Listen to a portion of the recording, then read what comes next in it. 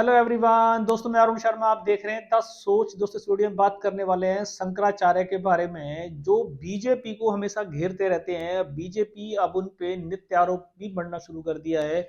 यहां तक कि कुंभ में जो कांड हुआ, उस कांड पे शंकराचार्य ने योगी को सबसे धोखेबाज मुख्यमंत्री बोला था, जिस पे अब बीजेपी ने अपने स्वर तेज कर दिए हैं, उनको कांग्रेसिया बता दिया है। दोस्तों अगर आप चैनल पहली बार हैं, जुड़ सकते हैं। सारी वीडियो को देखने के लिए बात करते हैं शंकराचार्य के बारे में।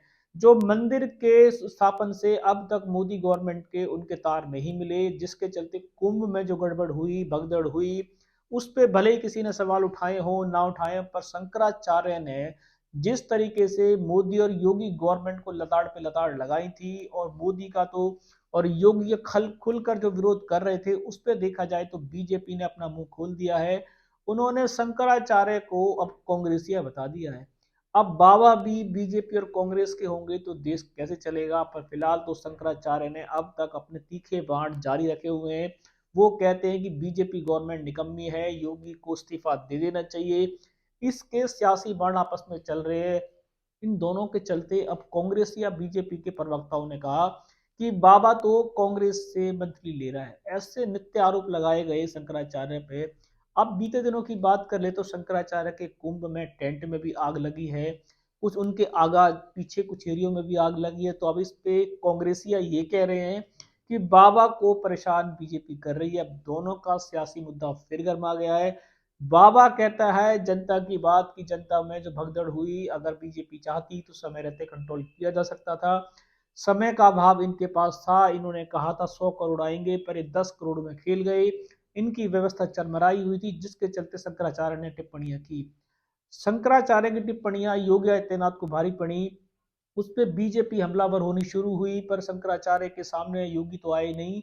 पर उनके प्रवक्ताओं ने झड़ लगा दिया। उनके प्रवक्ताओं ने अब शंकराचार्य को घेरना शुरू कर दिया। वो कहते हैं कि ये तो कांग्रेसी बाबा है, ये कांग्रेस की भाषा बोलता है, यानी कि जो भी किसी की मौत पे सवाल पूछेगा या जो भी देश हित में सवाल पूछेगा, वो कांग्रेसिया ही बताया जाएगा, जैसे बीजेपी के आरोप है।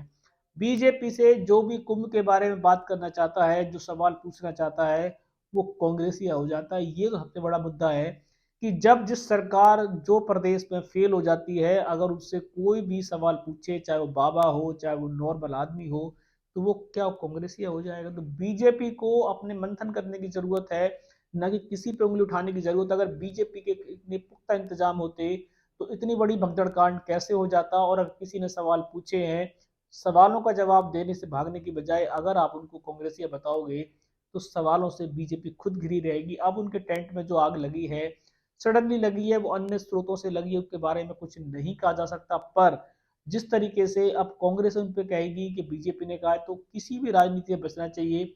सवालों का जवाब देना हर गवर्नमेंट का राइट है, जो देना चाहिए। पर बीजेपी है कि शायद किसी पे सवाल पूछने पर नया आरोप लगा देती है। उन्होंने शंकराचार्य को कांग्रेसिया का रूप दे दिया है। आने वाले समय में जो सवाल बीजेपी से पूछेगा कोई और बाबा, तो वो भी कांग्रेसिया हो जाएगा। काफी सारा विश्लेषण है, पर बीजेपी है कि जो जो उनसे सवाल पूछेगा, या तो वो देश विरोधी है या वो कांग्रेसिया है। ऐसी चीजों से बीजेपी कब बाहर आएगी, क्या बीजेपी किसी को पूछने का अधिकार देगी? इस रुझान पे नजर बना के रखेंगे। कोई नया अपडेट होगा समय से पहले बताएंगे। अगर आप चैनल पर नहीं जुड़े, जुड़ सकते हैं। आने वाली सभी वीडियो को मैं अरुण शर्मा लूंगा नई सोच के साथ। अपना ध्यान रखें। नमस्कार।